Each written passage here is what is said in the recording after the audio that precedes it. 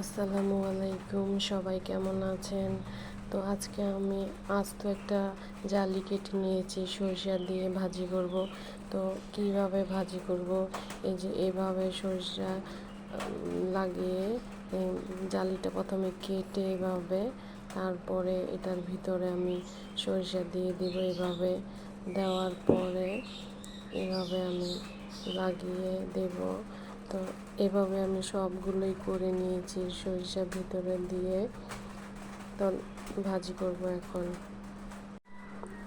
এখানে কিন্তু শুধু সরিষা বাটাই না, এখানে আছে সাথে রসুন বাটা, পেঁয়াজ বাটা, একটু জিরা বাটা, আর আছে সরিষা বাটা।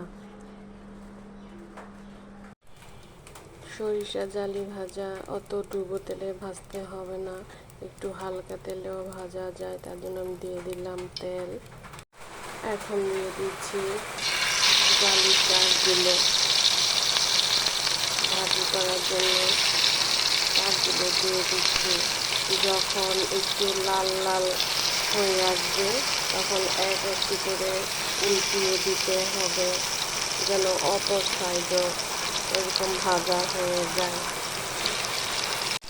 এখন এগুলোকে উল্টিয়ে দিচ্ছি।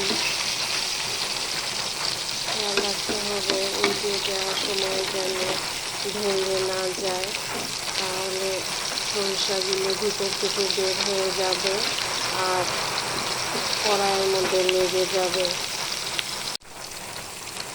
উল্টিয়ে দেওয়া হয়ে গিয়েছে। এখন দিয়ে দিচ্ছি বাকিগুলো। জালি ভাজি করব, শুকনো মরিচ খাবো না, এটা তো হয় না।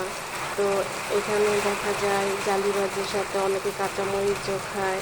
তো যার যার ইচ্ছে, তা আমি আবার শুকনো মরিচটাই পছন্দ করি। সরিষা বাটা দিয়ে জালি ভাজি হয়ে গিয়েছে। তো কেমন হয়েছে সরিষা বাটা জালি ভাজা আমাকে জানাবেন। আল্লাহ হাফেজ।